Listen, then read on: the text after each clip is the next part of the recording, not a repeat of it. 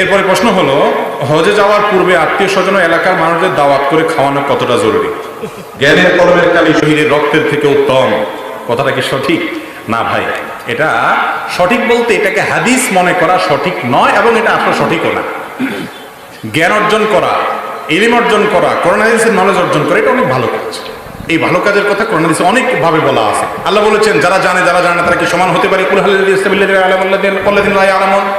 আল্লাহ তাআলা জ্ঞানের ব্যাপারে ইলম অর্জন করা অনেক গুরুত্ব আরোপ করেছে। ইসলামের প্রথম নির্দেশে তোরা পড়ো, কিন্তু এর মানে এই না যে বানোয়াট কথা বলতে হবে।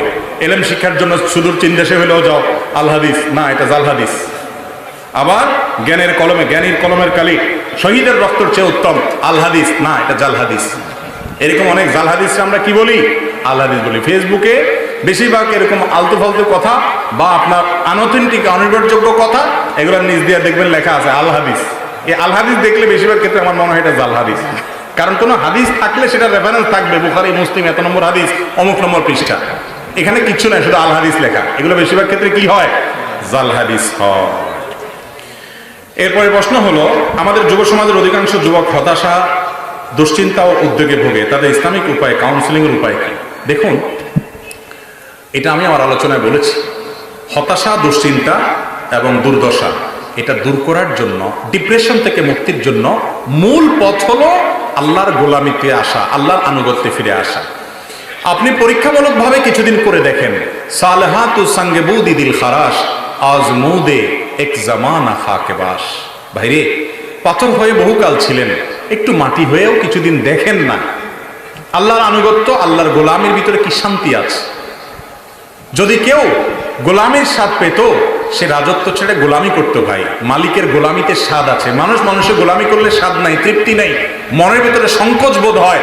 আল্লাহর গোলামি করতে পারার ভিতরে আনন্দ হয়। একটু সেজদা করে দেখেন, একটু লুটিয়ে পড়ে দেখেন, একটু চোখের পানি বলে দেখেন, ভালো লাগবে। যারা দুশ্চিন্তাগ্রস্ত আছেন, যারা ডিপ্রেশনে আছেন, আমি বলবো আজকের এই পৃথিবীতে ভোগের জন্য শত রাস্তা খোলা আছে। মাদক আছে আপনার সামনে, হারাম ফিল্ম আছে, আপনি দেখতে পাচ্ছেন, জেনা, চোখের জেনা করতে পারছেন, মনের জেনা করতে পারছেন, গুগলে বহু অপকর্মের জায়গায় আপনি ঢুকতে পারছেন, অফলাইনে অনলাইনে করতে পারছেন। এত ভোগের ব্যবস্থা থাকার পরেও পৃথিবীতে মানুষ দিন দিন দুঃখী হচ্ছে, ডিপ্রেশনে ভুগছে, দুশ্চিন্তাগ্রস্ত হচ্ছে, আত্মহত্যার প্রবণতা বাড়ছে, মানুষের সাইকোলজিক্যাল সমস্যা হচ্ছে, মানসিকভাবে মানুষ অসুস্থ হচ্ছে, দিন দিন বাড়তেছে এগুলোর পরিমাণ। কারণ শান্তির ট্র্যাকে মানুষ নাই ভাই। আলা বিযিকরিল্লাহি তাতমাইন্নুল কুলুব। আল্লাহর আনুগত্য স্মরণের মধ্যে মানুষের অন্তরের প্রশান্তি হয়। একটু আনুগত্য করে দেখেন, কোরআন পড়েন অর্থ সহকারে বুঝে, 5 ওয়াক্ত নামাজ পড়েন, ভোর রাতে উঠে লম্বা লম্বা রুকু, লম্বা লম্বা সেজদা দিয়ে নামাজ পড়েন, সেজদা গিয়ে আল্লাহর সাথে কথা বলেন।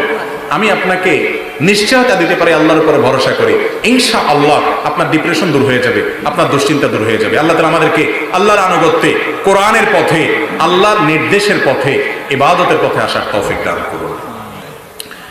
গ্রামাঞ্চলে দেখা গেছে, কেউ মারা গেলে এলাকার মহিলাদের দিয়ে কোরআন খতম দেয়া হয়। সেক্ষেত্রে আমার মা, তিনি নিজেও এই দায়িত্ব পায়। কেউ 1 পারা, কেউ 2 পারা করে ভাগযোগ করে নেন, অথচ তারা তেমন ভালোভাবে কোরআন পড়তেও পারেন না। এক্ষেত্রে করণীয় কি? এভাবে কোরআন খতম দেওয়া কি ঠিক হবে? এই সিস্টেমের কোরআন খতম আমাদের দেশে আছে ভাই, যে 30 পারা 30 জন ভাগ করে নেয়, অথবা 30 পারা 10 জনে ভাগ করে 3 জন নিয়ে পড়ে। প্রথম কথা হলো ভাই, 10 জনে যদি 3 পারা 3 পারা করে পড়ে, কারোরই কিন্তু খতম হয় নাই। হয়েছে? কারণ প্রত্যেকের কয় পারা হয়েছে? 3 পারা হয়েছে। আরেকজনের 3 পারা হয়েছে, আরেকজনের 3 পারা হয়েছে। এটা জোড়া দিবেন কেমনে? বুঝেন নাই কথা? যদি এককভাবে একজনে 30 পারা পড়তেন, তাহলে একটা জিনিস হতো, ঠিক আছে, এটা ওনার খতম হলো। এখন তো কারোর খতম হয় নাই। 30 জনে মিলে 30 পারা পড়লেন, বা 10 জনে মিলে 30 পারা পড়লেন। এরকম করে খতম করার কথা কোন হাদিসে শেখানো হয়েছে, বা কোন হাদিস থেকে, কোন সালাফ থেকে এরকম আমল আছে, আমার অন্তত জানা নেই। কথা কি বুঝতে পারছি?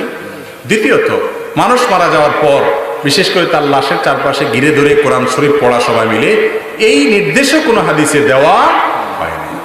মৃত মানুষকে মৃত্যুর পর খুব দ্রুততার সাথে দাফন কাফনের ব্যবস্থা করা, জানাজার ব্যবস্থা করা, এটা হলো কর্তব্য। বসায় রেখে আপনি কোরআন শোনাবেন? কোরআন তো আপনি জীবিত মানুষকে শোনাবেন, মৃত মানুষকে কোরআন শোনাতে আপনি পারবেন না। অতএব এটা শরীয়তের কোনো নির্দেশ না। আর তাছাড়া ভুলভাল তেলাওয়াত যদি করেন, তাহলে তো সওয়াব হবেই না, বরং গুনাহ হতে পারে। এটা আরেক জিনিস।